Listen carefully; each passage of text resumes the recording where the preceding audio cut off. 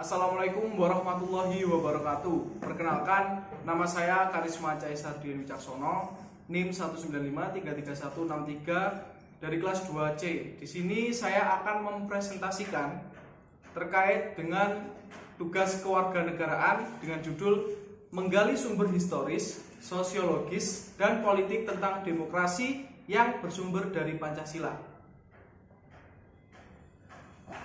Demokrasi Indonesia bersifat kolektivitas. Setidaknya ada 3 sumber yang menghidupkan cita-cita demokrasi dalam kalbu bangsa Indonesia.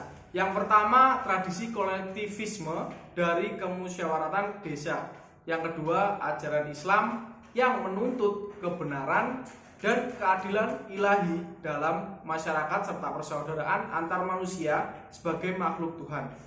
Dan yang ketiga, paham sosialis barat yang menarik perhatian para pemimpin pergerakan kebangsaan karena dasar-dasar peri kemanusiaan yang dibelanya dan menjadi tujuannya. Selanjutnya, ada sedikitnya 3 sumber nilai, diantaranya 1. Sumber nilai yang berasal dari demokrasi desa. Demokrasi yang diformulasikan sebagai pemerintahan dari rakyat, oleh rakyat, dan untuk rakyat merupakan fenomena baru bagi Indonesia ketika merdeka. Yang kedua, sumber nilai yang berasal dari Islam.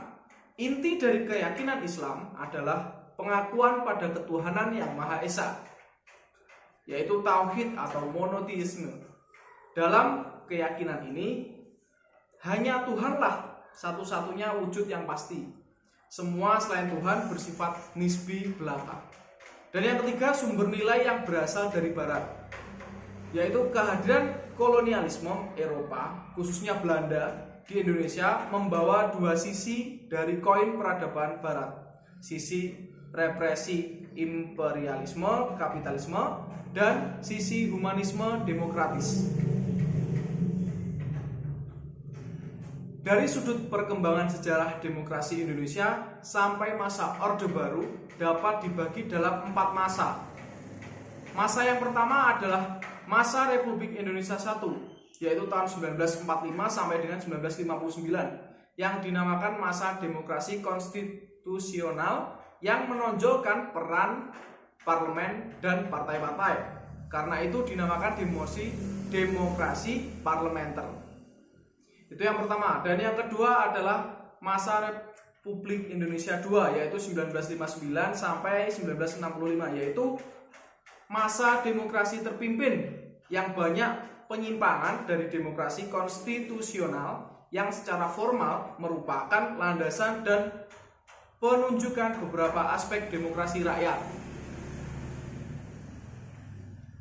Yang ketiga, masa Republik Indonesia III, yaitu tahun 1965 sampai 1998, yaitu masa demokrasi Pancasila. Demokrasi ini merupakan demokrasi konstitusional yang menonjolkan sistem presidensil. Dan selanjutnya masa Republik Indonesia IV, yaitu 1998 sampai sekarang, yaitu masa reformasi yang menginginkan tegaknya demokrasi di Indonesia sebagai koreksi terhadap praktik-praktik politik yang terjadi pada masa Republik Indonesia III. Cukup sekian presentasi dari saya. Ada kurangnya mohon maaf. Sampai jumpa. Wassalamualaikum warahmatullahi wabarakatuh.